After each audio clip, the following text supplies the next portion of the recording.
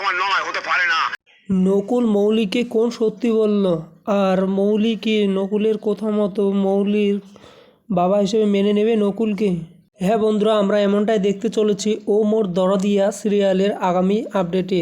তো বন্ধুরা, নতুন নতুন এপিসোডের আপডেট পেতে আমাদের চ্যানেলে যুক্ত হয়ে থাকবেন আর চ্যানেলটিকে সাবস্ক্রাইব করে দেবেন। তো বন্ধুরা, গল্পের শুরুতে আমরা দেখতে পারবো নকুল মৌলিকে একা বলে যে সেদিন নমিতাকে একজন লোক এসে নমিতার পাশ থেকে নমিতার বাচ্চাটাকে তুলে নিয়ে চলে গেল।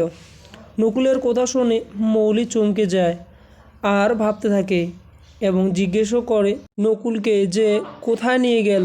তখন নকুল বলে ওঠে ঈশানীর কেবিনে। এটা শুনে তো মৌলি ঘামতে থাকে এবং নকুল আবার বলতে থাকে যে আর সেদিন দেখো কেমন কপাল, সেদিন ঈশানীরও একটা বাচ্চা মেয়ে হয়েছিল।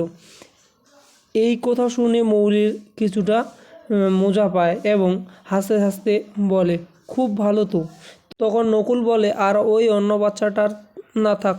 এরপর মৌলি বলে আর ওই অন্য বাচ্চাটা? তখন নকুল বলে সেটি নাকি ঈশানীর কাছে বড় হতে থাকে। ওদের মেয়ের পরিচয়। মৌলি বলে কি তার পরিচয়, কে সে? তখন নকুল বলে দেয় যে সেই মেয়ের পরিচয় হচ্ছে তুমি। এটা শুনেই তো মৌলি চমকে যায় আর খুব কাঁদতে থাকে এবং বলে এতদিন কেন আমাকে বলোনি, তুমি কেন বলোনি? তো বন্ধুরা, ভিডিওটি তোমাদের কেমন লাগলো প্লিজ মোটামুটি কমেন্টে জানাও। নতুন নতুন এপিসোড দেখার জন্য চ্যানেলটি সাবস্ক্রাইব করে পাশে থাকবেন। ধন্যবাদ বন্ধুরা।